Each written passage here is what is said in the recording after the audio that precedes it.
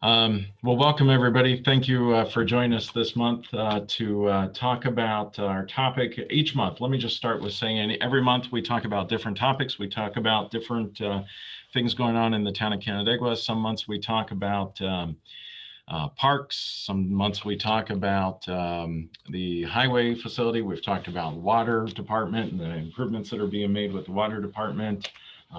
We've talked about the town clerk's office and operations, all those types of things we work on and talk about each month we do these. We record these.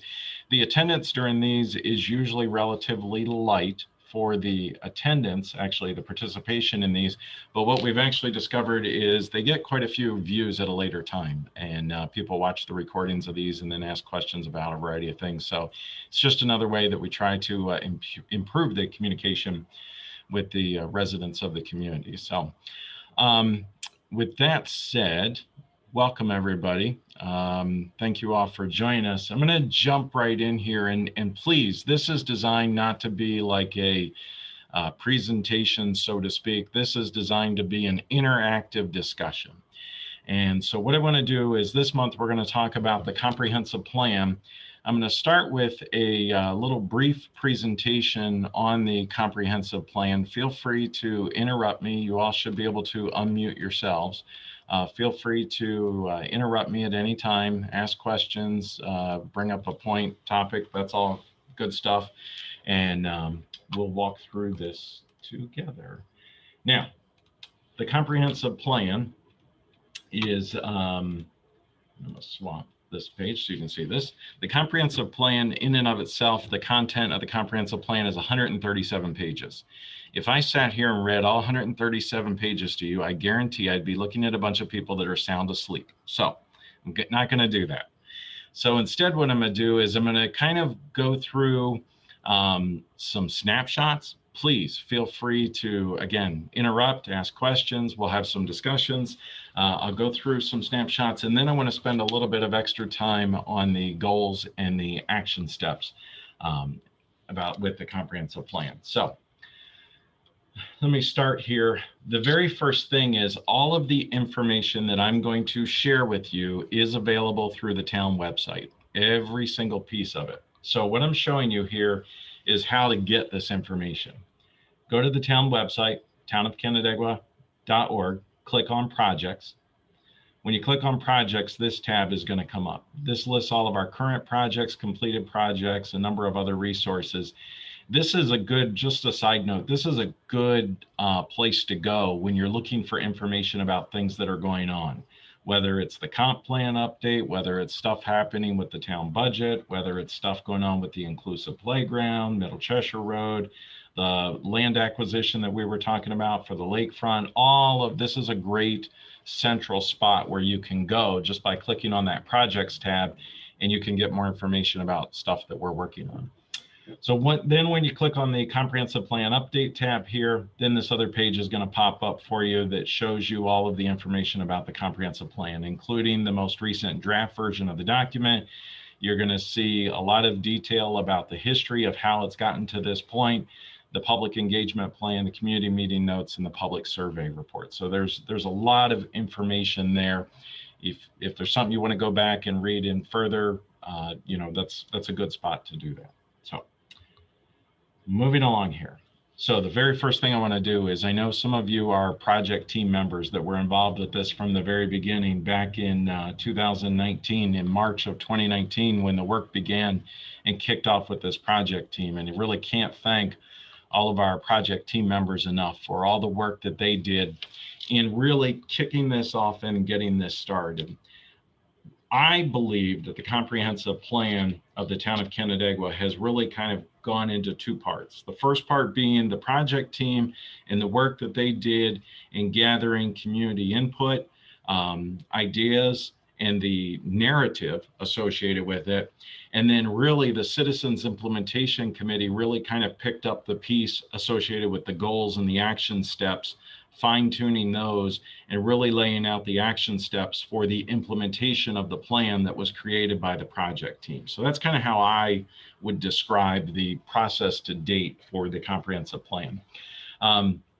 The project team, as I said, the project team kicked off in March 2019. The project team is a project team of the CIC, the Citizens Implementation Committee, and it was all done by town board resolution back in 2019. And then they worked throughout all of 2019, including holding community engagement meetings. I know quite a few different community engagement meetings, which we're going to touch on here in a second, between August of 2019 and November of 2019. Then they continued to meet relative to that narrative, is how I would explain that, from March of 2019 through November of 2019, or 2020, I'm sorry. And then obviously from March to November, a lot of those meetings were done by Zoom because of the COVID situation. But I believe, to the best of my knowledge, it looks like from watching the recordings, even in November of 2020, the project team, it looks like, had generally concluded its work at that time, referring it on to the CIC and to begin the process for the town board to consider it. So quite a group, a list of folks that are involved in there. And the other thing is, say that the acknowledgements here, the thing that I love about this is there's so many of these individuals that are involved in other groups or boards or committees. So there was a lot of information that was shared from one group to the next all through this process. I'll also just share, a lot of municipalities, when they go to do a comprehensive plan, they will hire an outside consultant at a cost of generally somewhere in the neighborhood of $100,000 to come in and write a comprehensive plan for the community. We didn't do that. One of the big reasons why we didn't need to do that in this particular go around was because over the last 5 years, the volunteers, our citizens groups, have worked so hard on so many different projects and plans, whether it's the agriculture enhancement plan, which was one of the first ones, and the sewer master plan, which was also, I think they were both adopted the same night in December of 2016. We had the Parks and Rec master plan, we had the open space plan, we had the natural resource inventory. There were so many of the water master plan. There were so many of these documents that were done by the volunteer groups and our staff working together over the last couple of years that we really had a phenomenal basis to work from instead of bringing a consultant from the outside to tell us what we should or shouldn't be doing. We were able to instead fine tune this based on those plans and the direction that the community was basically telling us to go.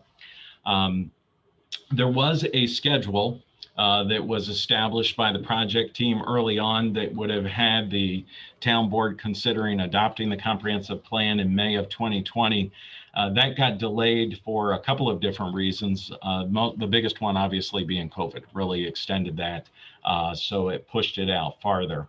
But the majority of the work by the project team was still concluded through 2019 as they did their work to really get the public engagement piece of this together. And really hats off to the project team because they put together a strategic engagement plan, public engagement plan. They had, and you can see here on the screen, part of this, they had a town board member, this member of the CIC, planning board, ECB, zoning board, town planner, citizens representatives from the planning regions, commerce representatives, and the city of Canandaigua representatives. So they really did make a deliberate attempt to put together a well-rounded group that encompassed so many of our stakeholders from our community. And then they went out and executed on that, and they held these meetings in these 7 specific areas of the town of Canandaigua, being they divided each into different categories: the Northwest agricultural region, the Northeast, obviously uptown. They had one in Cheshire, they had one for the southern rural area, and then the east side of the town of Canandaigua. So I highlighted this one piece from the executive summary because I think this is phenomenal. Talking about they had over 100 residents in attendance for these meetings in all. And with over 500 responses to the survey. Okay, we're a community of about 13,000 people. So 500 respondents, there's certainly some folks that could say, well, that's not a very good sampling. But here's what I would say is the project team deliberately, intently tried to reach out to every single household, every single resident of the community. They did it through mailings in the water bills. They did it through passing out slips at the transfer station. They did it through engagement at public events. They put notices in the library. They put notices in all of our parks. There was information shared everywhere. So yes, there were 500 responses to the survey, but everybody had the opportunity to weigh in on that. And quite a few folks decided not to weigh in on that. So I don't want to diminish the fact that 500 residents took the time to weigh in and provide their opinion when our population is about 13,000, but there was a deliberate attempt by the project team to really engage as many people as possible. And then obviously you see the photos here on the left side, the engagement, the actual citizen meetings that took place.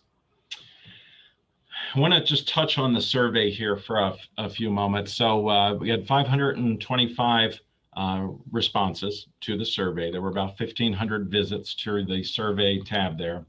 The age brackets, the largest age bracket being Sarah, are you signed in by any chance as a host, or here, there's a chat and I can't read it. If you could check that for me. The largest group being, the largest response group being the age of 65 to 74. 83% of our respondents were homeowners, and 93% of the respondents identified themselves as not being seasonal residents. So that kind of gives you an idea of who responded. You see the different age categories, the different groups, but that's kind of the survey. You know, the results of the survey, the folks that took the time to respond, the overwhelming majority were, a huge majority, do not consider themselves as seasonal residents. They consider themselves as folks who are part of the Canandaigua community year-round. When I jump to some of the detail, lots of information in the detail from the survey associated with the results of the citizen group there. The question here was asked, I wanted to just draw this to your attention. The question is to find out how you rate the town of Canandaigua's performance in providing services and facilities. Please check the box that best describes your opinion. And we had fantastic response to Parks and Recreation. That was actually one of the highest categories, as well as the transfer station. What I get from these results is people love the transfer station. They love Parks and Rec. Hey, that's pretty cool. Thumbs up. Kudos, Terry, for the transfer station and all the work that you guys do with the Planning Public Works Committee. An area where the community, the respondents to the survey said we have more work to do, development regulations and controlling spending and taxes. You know, and it's interesting that we're constantly, those are two categories that I would say that we're constantly evaluating, constantly looking at.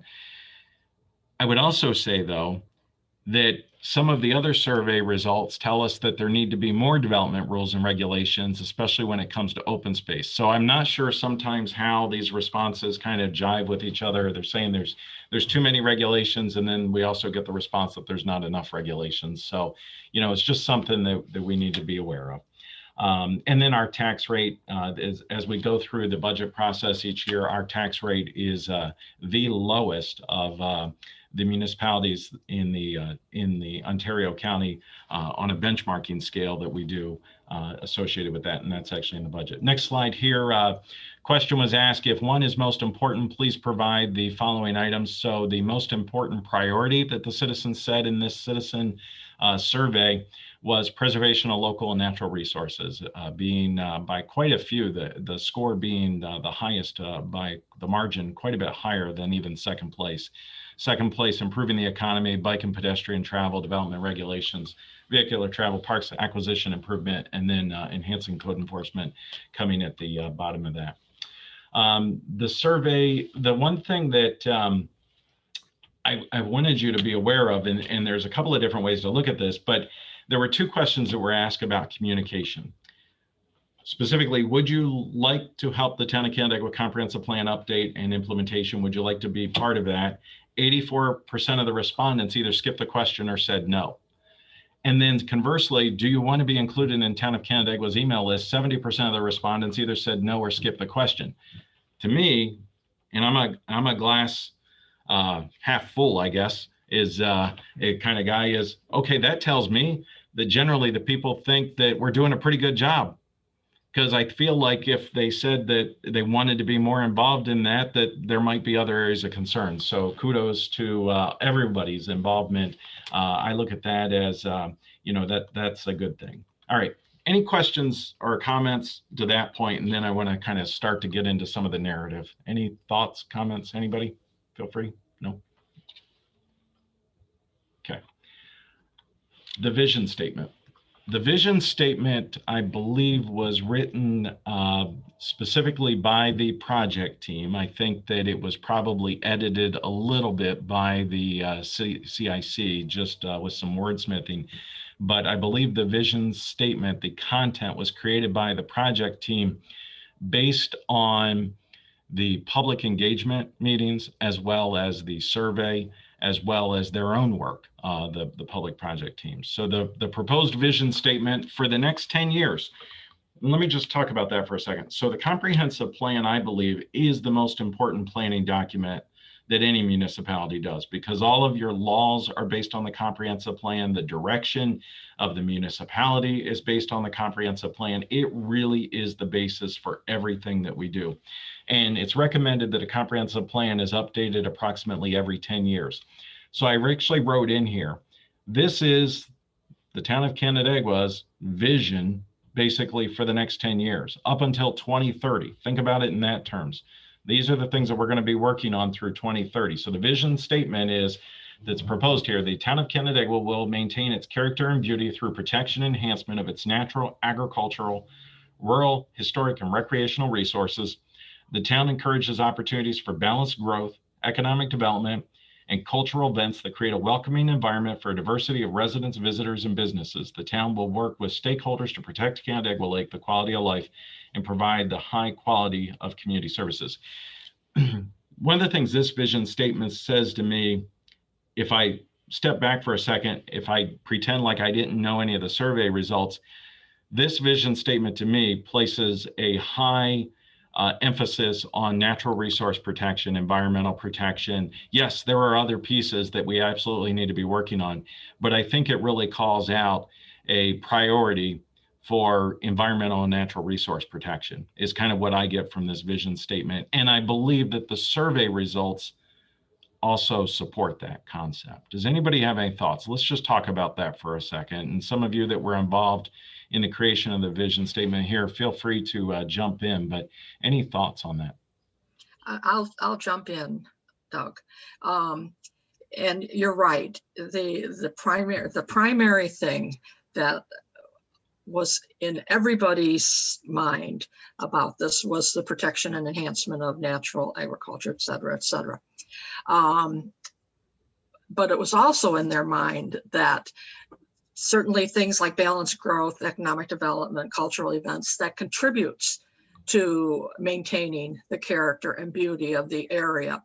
So it was a combination of maintaining and enhancing the character and beauty while allowing the citizens of the town of Canandaigua to enjoy the character and beauty of the area. So those elements together are the way we went about making a roadmap, a plan to accomplish the vision statement. Thank you, Karen. Cal and Sarah, I know you were both involved with the project team. Do you have any, and the CIC obviously also, either one of you have any thoughts or comments on the vision statement? Cal, I think you're muted, Cal. I am muted. Thank you for reminding me. Now I'm unmuted. Yeah, this is Cal, and I was on the project team. And the vision statement, as Doug, you've already commented on, did go through the project team and then a couple other committees. And I think it reflects overall what we were thinking at the time, this idea of balancing development and protecting the beauty of the area was really important. And I think that thread follows through the rest of the comprehensive plan. I think if there is one thing that I would do is to make that challenge clearer throughout the plan. It's not easy to do. And when I read through the entire document, I thought, this is a really important and delicate balance that the leaders have to really are challenged by. So I agree with everything that's been said, and I would love to see that sort of that theme of balance be stronger, because it is really difficult. And that's a great, Cal, that's a great point. We're going to talk about goals and action steps here, and I think that segues exactly into that, and that's how you ensure that. The other huge thing that we have to our advantage is the other planning documents that really get into the detail associated with that to work on that. For instance, like the agriculture enhancement plan really talks about the development and stuff. Yeah, and if I could just say one more thing, that was one of my other comments. And you mentioned it earlier. When you look at all those planning documents and those project documents, they're really innovative, and they're pretty exciting. And I would love to see some of that excitement transferred into the plan. But you're 100% right. Thanks, Cal. Sarah, did you have any thoughts on the vision statement? And obviously, and really, Sarah and Karen have done a tremendous amount of work, I would say, over the last 6 months. I know you both were working on it for well longer than that, but really, we wouldn't be to this point in the last 6 months if it wasn't for the two of you and your work in getting it to this point. Because when Eric transitioned out, that kind of left a void there, and you two, I know, both really picked up the ball and kept it moving. So thank you both. Thank you. Although we couldn't have even started with it without all the work that Eric did ahead of time. So we owe a lot to him. As for the vision statement, I don't think I can really add too much beyond what you guys have already said, but it just continues the theme and the ideas we've heard from residents for years. And I think many would agree with the idea that without the natural landscape that we have here in the town, we wouldn't have the economy that we do. Our tourism is based on what our area looks like, our rolling hills, our forests, and of course our lakes. So without those being in a healthy condition, I think other things would begin to fail. I've heard people say it again and again, and it's also true for myself. Why do we live here? It's because of what it looks like, what it feels like, our community, but also what it looks like when you drive or walk through the town. So if we don't protect that, then we're also not protecting our community as a whole. So I think this vision statement helps make that clear. So I like the way it sounds, and I think it does a good job of saying what we find it to be important for our community. Awesome. Thank you. Once we finish the vision statement here, I want to talk a little bit about vision and goals. And I'm a guy that I want to see plans get implemented. I don't want to see a plan sit on the shelf and collect dust. And implementation, I think, is one of the most critical parts of these types of planning documents. I want to spend a few minutes talking about that. But before we do that, there's about 137 or 100 plus or minus pages. This says 104 starts the vision and goals, or 105. There's about 104 pages before that of narrative. And without me going through every section of narrative, do people have questions or comments about the narrative? Is there something that anybody would like to touch on relative to the narrative? I'm just going to pull the document, like I said, is about 137 pages without all the appendices and stuff. So there's just so much information here. I couldn't possibly go through it all. It does incorporate a lot of the maps that we have from our other planning documents. There's a whole variety of different things that are touched on, housing. There's a lot of great content in the narrative. I'm not trying to skip over that, but rather than going through every single page, is there anything that anybody would like to ask or know about?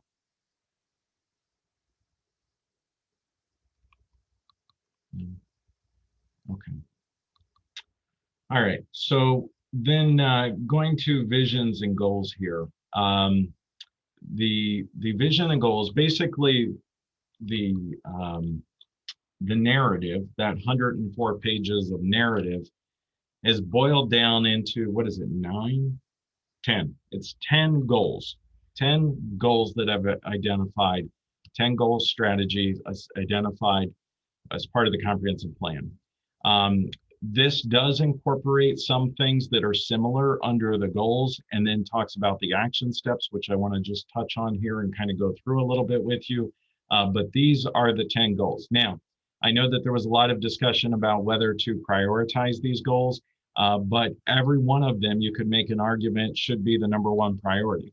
And so it's impossible to do that. So instead, in the Citizens Implementation Committee is actually our committee that's charged with implementing our comprehensive plan. Our award-winning CIC, I'll put in, with receiving an award from the New York Planning Federation.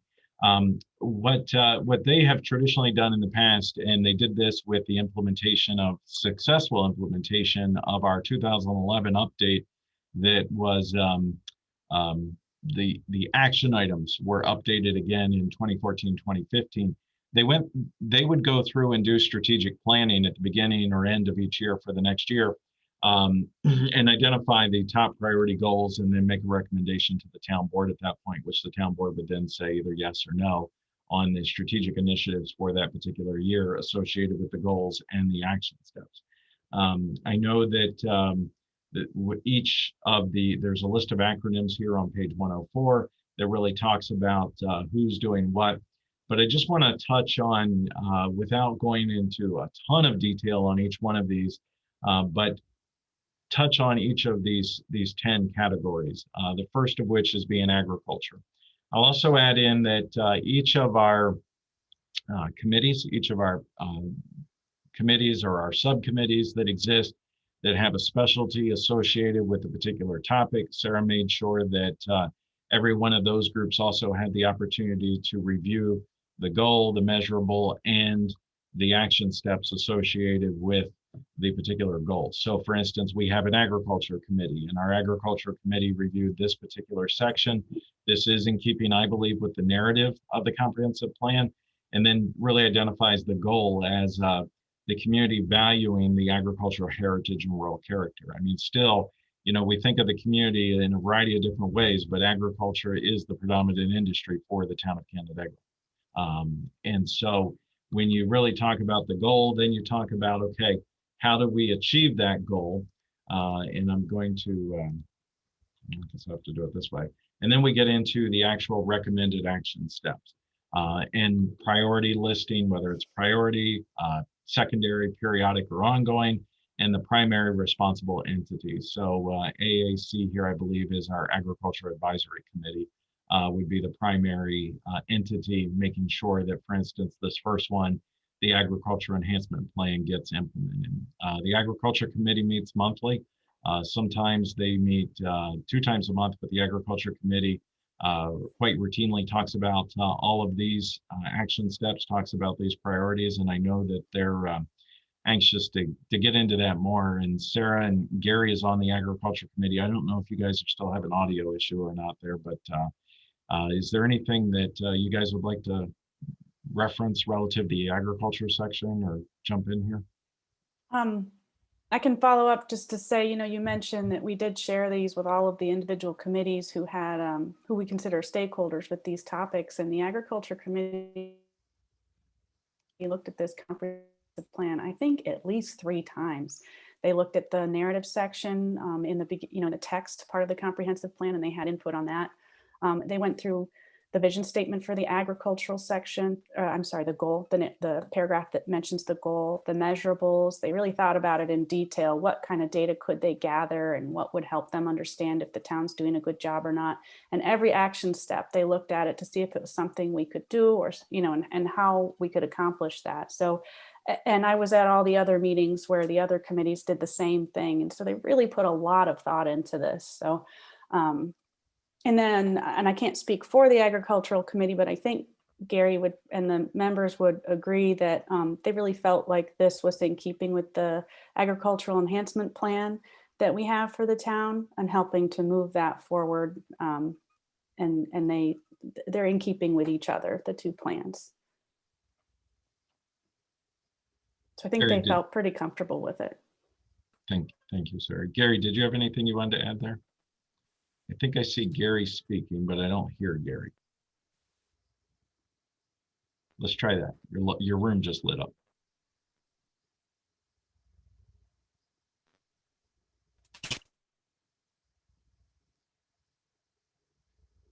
No, I guess they're still having some audio issues. Technical difficulties coming from us live from the Oriana room. So If you guys want to make a comment, you can put it in the chat and I can read it. I was going to be mean and say that that's the quietest I've ever heard those two town board members, but all right. Yeah, feel free to, oh, I just heard something there. Is it working? No? All right. Technical difficulties on that end. Okay. So agriculture, anybody else have anything relative to the agriculture committee or the agricultural section? And we'll kind of go to the next section here. So let's see, I just gotta go this way. Natural resources. Natural resources is a huge section, and you can make an argument that even agriculture could fall under natural resources. We've placed such a specific emphasis on agriculture protection because so many community members tell us constantly they don't want to see a loss of agricultural lands, and they really want to make sure that the agriculture aspect and the things that we do, like for instance the PDR stuff that we do that Sarah does now, with us being one of only 3 municipalities in the entire state of New York the last round that got an award for actual PDR awards. I mean, it's incredible. When you think about that, we're one of 3 in the entire state of New York. We've come so far in the last 5-6 years relative to agricultural protection and promotion, but natural resource protection is right there with it. Our Environmental Conservation Board has done a fantastic job over the years with public awareness and education, and some of the work that they've done. They really spearheaded the open space plan, the strategic forest protection area. Obviously, that natural resource protection includes things like for obviously the Canandaigua Lake Watershed, the Watershed Association, the Watershed Council information, the Watershed Council that we're part of. The natural resource aspect includes the steep slope stuff that we've recently done. We're discussing ridge lines with our ordinance committee with the chairman there, Gary Davis. All those types of things fall under the natural resource umbrella. So there's quite an extensive list of things to do that involve a lot of key stakeholders in terms of these action steps and the priorities. And you see here the ECB as quite a few of these different things. The Economic Development Committee certainly has a piece of this. The town board has some responsibility here. Canandaigua Lake Watershed Council, the Development Office, any number of different entities associated with these specific action items. But these action items, and this is where I talk about the action items being so critical, these need to specifically call out what it is that we're going to do at any given time. And that's where the strategic planning becomes essential, because when you're talking about 10 different goals, and each of the 10 goals may have 15 to 20 action steps, there's no way to do 150 action steps on a given year. I mean, you're talking probably 5 primary goals that you're going to work on at any particular year. So it does take time to implement these and really go through these, but you can see that this makes it top of mind awareness, and especially when each of these different primary responsible entities are going to be charged with, hey, taking the lead on this, for instance, support regional and statewide programs to monitor and improve water quality. The town board is the responsible entity. And so we'll need to be saying to the town board here, hey, what are you doing to monitor that? Or permanently protecting lands with natural resource significance and support recreation on protected lands. Again, picking on the town board there for a quick second, but the town board would be the primary responsible entity because they have to make a decision relative to the finances associated with that. So identifying the primary entity associated with that specific action item really, I think, helps hold each individual action step at the forefront and each individual responsible entity accountable for that. So I know Joyce has chaired our ECB for years and has really been involved in a lot of that, and she's not able to join us today, but did anybody have any questions on the natural resource section here? And I'll scroll back up here to the goal just so everybody can see it. Just pause here for a second. If anybody has anything, jump in. Again, we have our open space plan. We have any number of things that we're working on relative to the scenic views, the active recreational trails, that falls also under Parks and Rec. So there is some overlap in some of these things, but really, obviously, the intent here is to protect our natural resources and find that balance that Cal was talking about there. That's really the reason for calling these out. Just briefly, Yes. Doug, Mhm. I want to mention that we probably spent the most time on natural resources in the CIC and as the project team, because it had natural resources are a part of pretty much everything else in the town of Canandaigua. But the one critical thing that we heard and we dealt with throughout this whole project was the lake, Canandaigua Lake, which is our largest natural resource and is so important and was so important in people's minds. So throughout this entire document, you're going to see things about protecting the lake and protecting water quality, et cetera, and natural resources. Thank you, Karen. Great point. And I know that I remember the project team, and I believe even the CIC, as they're looking at the specific wording associated with the goal, that was, I believe, a reason why the call out specifically for Canandaigua Lake as a primary, even in the actual goal itself, being spelled out there. So very, very good point. Very good point. I'm going to scroll to the next section here. So this is, I believe, our third section of the 10 in terms of goals. The cultural and historic resource.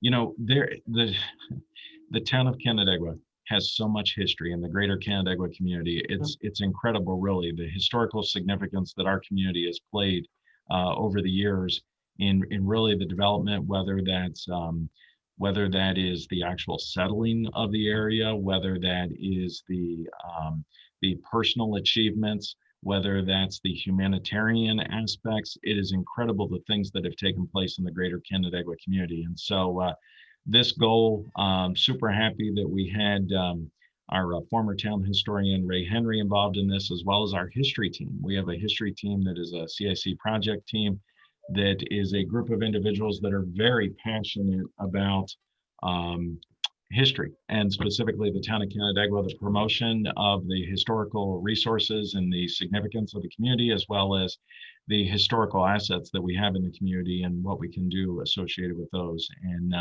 obviously the Native American heritage influence that was called out specifically in this goal, obviously that was a huge part of the settling of the area. And really the area continued to grow from there. And so then when you get into the action steps associated with it, the history team, which is this abbreviation for HT, you see that they are the primary entity for quite a few of these action steps. And I would say they are enthusiastically the lead for quite a few of these action steps. Shauna, Gary, and Terry are sitting in the Oriana conference room there. That's Oriana after the Oriana steamboat. And obviously all of our conference rooms are named after steamboats. And that was work that was done by the history team. And so even small things like that to continue to promote the historical assets and the significance of our community, they love working on that. I know that they are working currently with our new town historian. And our new town historian is very passionate about some of the cemeteries in the town of Canandaigua and some of the things that need to be done associated with those and some of the headstones. So there's quite a lot of work to do. And I haven't even referenced the reconnaissance surveys that the history team has been successful in working with Emily, who has joined us on getting some grants and some other things associated with some of the different things that we do. But you know, just everybody is super excited, I know, about working and continuing to promote the historical assets of the greater Canandaigua community. So anybody have anything on cultural or historical resources they'd like to touch on, ask about, question? You guys are quiet today. It's just, it's difficult, right? Because we're talking about a 200, I think this document, when all is said and done, I know this version is 230 with all the appendices. I know that there's another section I saw that's got to go in there. I think it's probably going to be like 250, 260 when this is said and done. So it's hard to go through a document this large. And I know I'm doing it very fast and skipping over sections. That's not to diminish any particular section, but it's just so huge. And the team has done such a great job collectively. The project team, the CIC, and all of our committees have done such a great job in trying to incorporate so many of the different aspects that we work on regularly. So. Anything on this? Okay, I know Karen is not going to want to say anything about Parks and Recreation. She never talks about Parks and Recreation. So our next section here, we are so fortunate, aren't we, Karen? We're so fortunate with Parks and Recreation. I know things can always be better, and we're continuing to make improvements. And kudos to you for originally calling out the senior program. And I know we have work to do on that, but there is just, we are so blessed with the Parks and Recreation offerings that we have in our community compared to a lot of communities, truthfully. And we continue to look at ways to improve upon those and make our community continue to shine. So the goal here, the town will improve and expand active and passive recreational resources within the town to meet the needs of the community, encourage the use of existing and expanding recreational programs offered. Quite a list, the 2-page list of Parks and Rec activities. There's a lot to do. It's one of those topics, though. Keep in mind, remember, there I called out specifically in that survey, the community said we did 2 things excellent: the transfer station and Parks and Rec. But they also said you can continue to improve Parks and Rec. So it was kudos, but keep up the good work and keep going is what I got from that survey. And excuse me, there's a lot of action steps here. But Karen, you want to touch on this? I do, because I have to leave for another meeting. We were fortunate in the Parks and Rec committee because we had just enacted our committee master plan for Parks and Rec. So we had some recent information to deal with, and we did. I can tell you, I think I started on Parks and Rec, I don't know, 6 years ago maybe, and the changes that have happened in that 6 years are astounding. There's been improvements in our parks, more attention is being paid. The outhouse park is moving forward to being a real shining star in the town of Canandaigua. And with the accessible park being worked on now, and there's room for extension for more fields. And Ononda Park also. I've gone down to that park. I've talked to people. I see people sledding, but surrounding that, we're able to provide more cultural events. For example, we have music in the park, and we're looking at doing a winter festival next year. So the key thing is to expand the use of the parks and make them more accessible, not just to people handicapped or challenged people, but to everybody, to have them open at times where everybody can enjoy them. I believe this plan for the Parks and Recreation is state of the art, and I look forward to working on it. We have so many people like Karen that are so passionate about Parks and Rec. And Karen, thank you for all of your time and your dedication and everything that you do. You've held us accountable to Parks and Rec and the improvements, rightly so, over the years. And I can tell you that kudos to the town board. They've continued to allow us to invest financially in our parks. And you know, it's incredible. There's so many different things that we could talk about with each one of our parks, whether it's Miller Park and that being a new park just in the last couple of years and the use that that's getting, and the national birding spotlight that that's enjoying. Ononda Park, the improvements that we continue to do. We've got actually crews down there this week, just even dressing up. Lindsay had working with our new parks maintenance folks, they decided to put lattice on the back of one of the buildings facing the playground so you didn't see the ugly pipes and stuff under the building. I mean, just little things like that. They go such a long way in the technological improvements that we're making at Ononda. And then the inclusive playground, that's just mind-blowing. I think I've shared it with a lot of you. Not too long ago, I got a phone call from an entity in Ohio near Cleveland. They were asking about lodging and everything in the greater Canandaigua community because they're intending to run regular bus service from near Cleveland to Canandaigua for the inclusive playground. I also just recently had a conversation with Strategic Government Resources in Texas.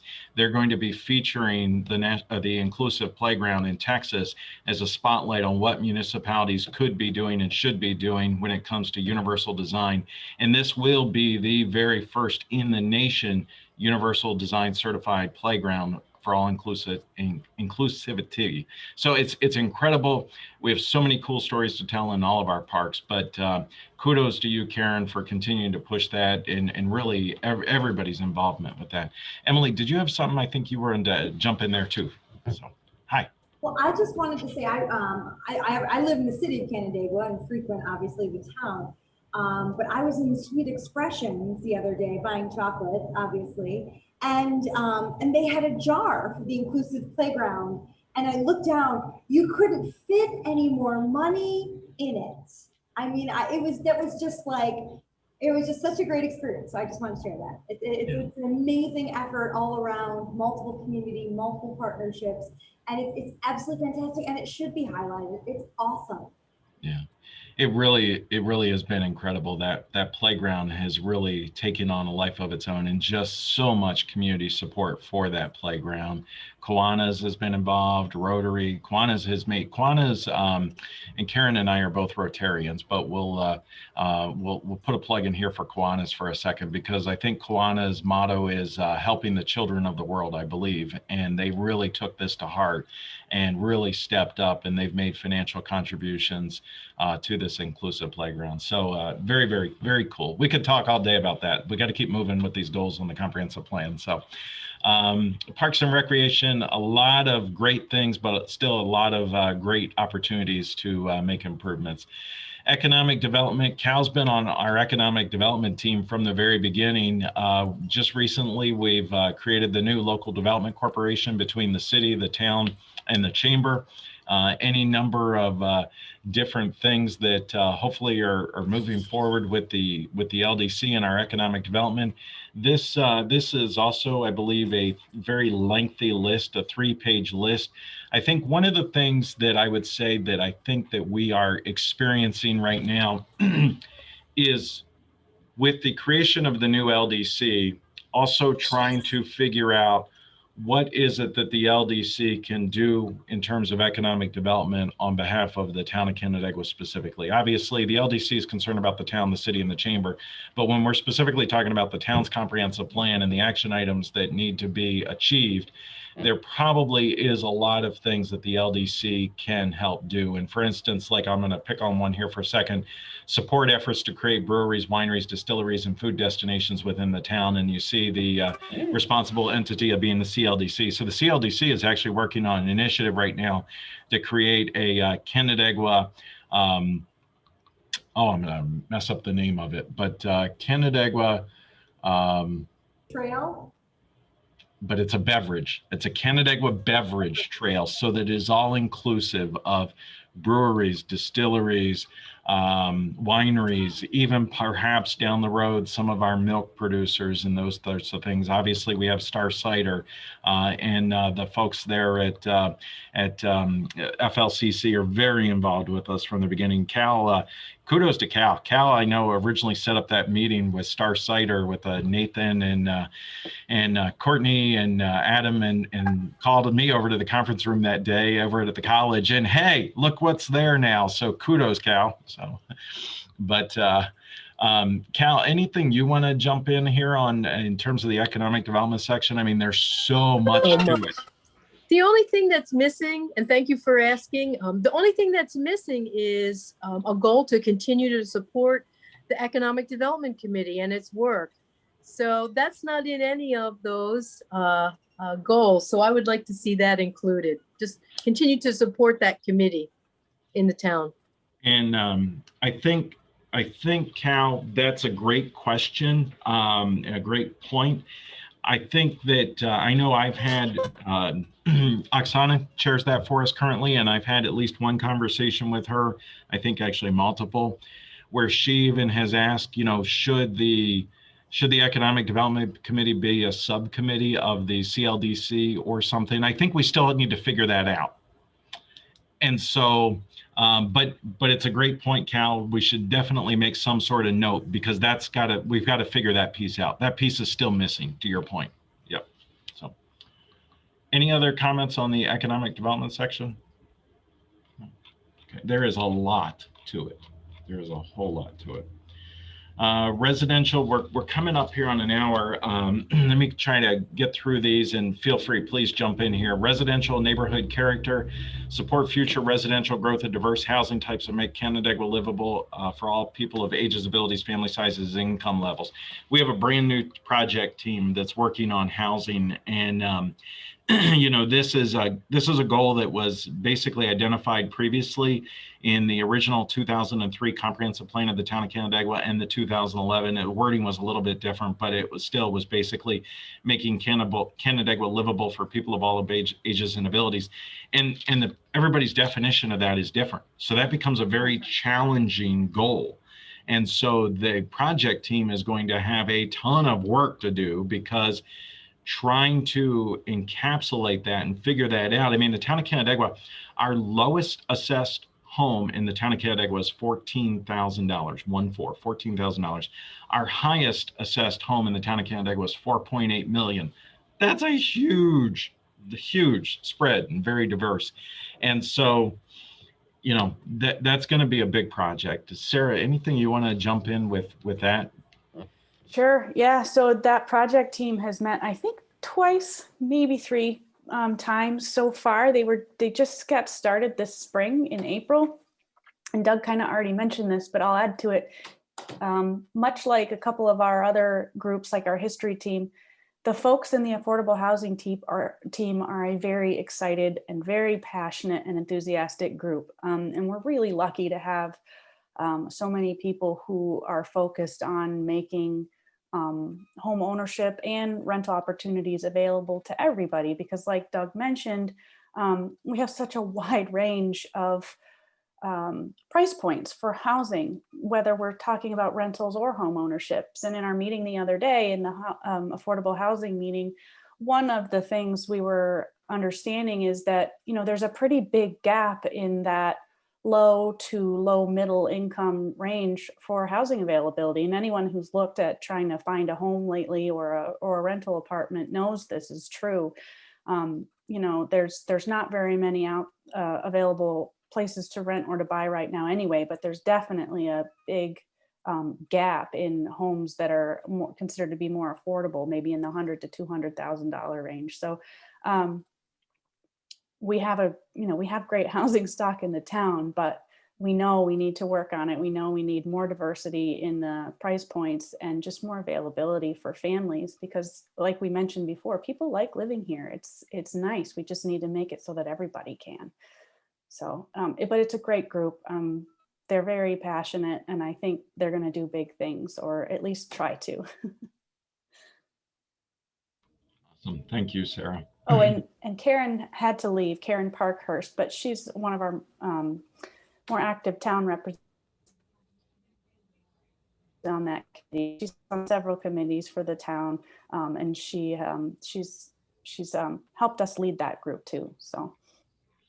I know somewhere here in one of the action steps references broadband internet, and we're hoping that Sarah gets it so that she won't keep cutting in and out like you just were, Sarah. Picking on you there for a second. So the next category here, Hamlet of Cheshire. The Hamlet of Cheshire is so special. It's so unique. It has the only building on the National Registry of Historic Places that is located in the town of Canandaigua, was in the Hamlet of Cheshire. And I'm super excited that our new town planner, she's starting just in time to take this on. Shauna is there in the room, but there's a lot of There's a lot of specific items, and don't let the shortness of this list fool you, because the first one is implement the Hamlet of Cheshire Master Plan, which I think is another 100-page document. So good luck, Shauna, go get them. So.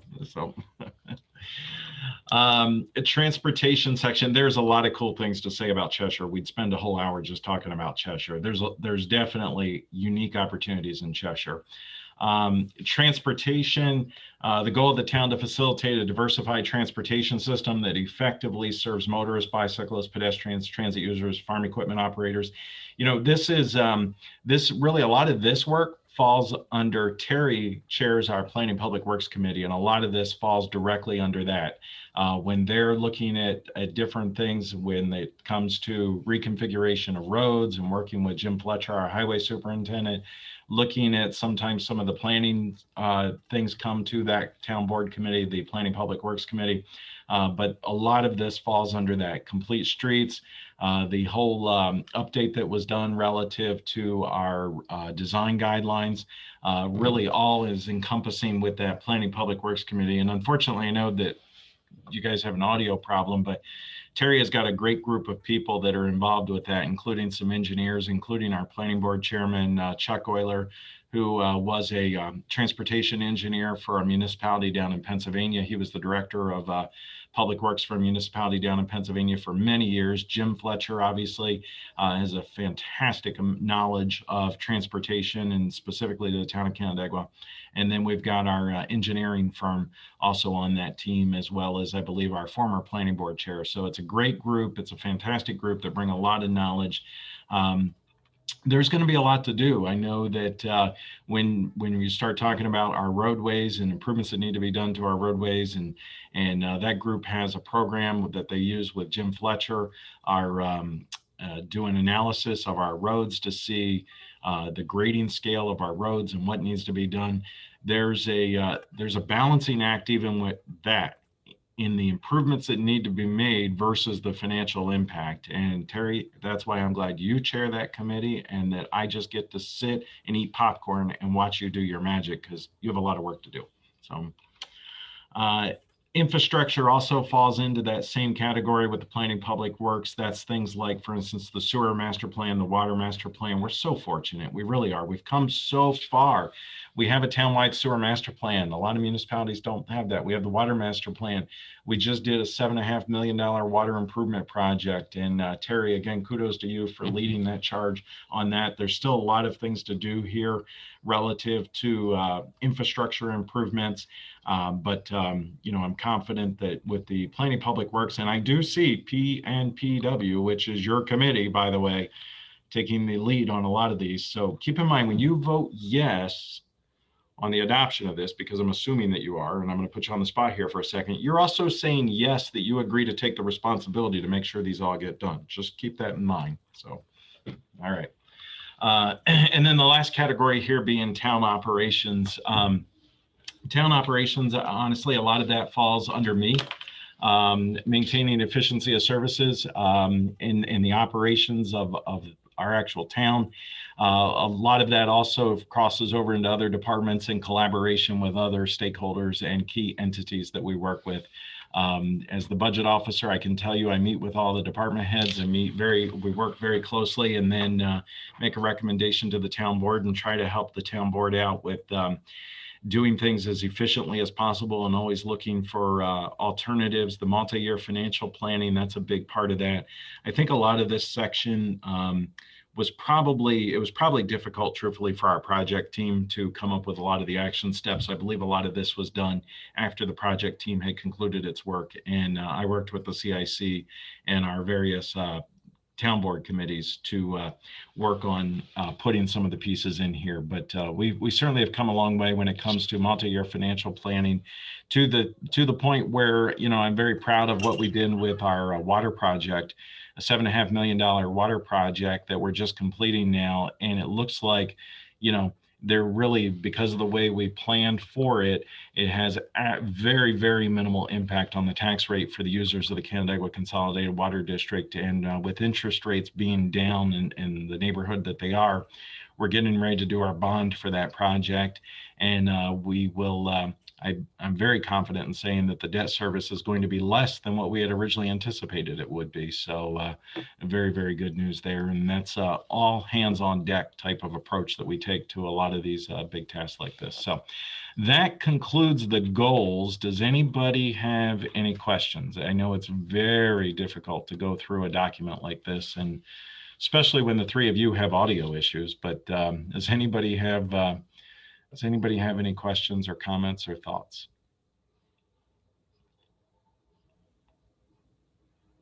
No? Okay. Emily, did you have something here? Well, I guess I would just like to say, as you know, as a grant writer in the area for the Finger Lakes, and I do a number of grant writing for the town, having a comprehensive plan is imperative. And what we have seen now that we're in the 2021 consolidated funding application round, which is all the state agency applications, what we do is we look for changes, because every year the tone of New York State changes and the recommendations change. And what we're finding is there's an additional upload for comprehensive plans, which didn't exist before. We included them before as part of supporting documentation, but now there's a specific upload for comprehensive plans, just showing that this is what the state wants, the importance of it. And so the work that's being done here is incredibly beneficial across the board. Thanks, Emily. Thanks, Emily. It really is. I'm sorry, go ahead. Did you say? No. It really is. And it really is the basis for so much of what we do. And, you know, kudos to everybody that's involved. I mean, this was a big, big project, huge project, especially undertaking this in-house with the staff and all of our volunteers. I know in total, we've had over 100 people at any given time involved with this project and involved with our project teams, which is just phenomenal. It's incredible. And it really is something that there's no doubt in my mind that we'll probably submit this to the New York Planning Federation in the next year or so. And I have every reason to believe we'll get an award for this, because this really is very unique and very innovative, especially being done in-house with so many citizens being engaged in this process. So this really is incredible. So we've gone over our allotted time. Thank you all so much for joining us and for working through this with us and everybody's involvement with this. If you have any questions, please feel free. You can email, you can post them on our Facebook. For those of you, I see we've got some folks joining us on Facebook Live. Thank you for joining us there. Feel free to message us through Facebook. Feel free to email us. Feel free to participate. The town board, we have every reason to believe the town board will likely be setting a public hearing on this document for the July town board meeting. That would be July, I'll just give you the date here real quick. I think it's 19th. Yes, July 19th. Anticipate a public hearing for that. You're welcome to provide comments, feedback, send in emails, or drop off communication here. Shauna would be happy to receive that communication on your behalf and meet with you. Stop on by the town hall and say hi to Shauna, our new town planner. So thank you again, everybody. Thanks for joining us and have a great day. Take care, everybody. Bye-bye.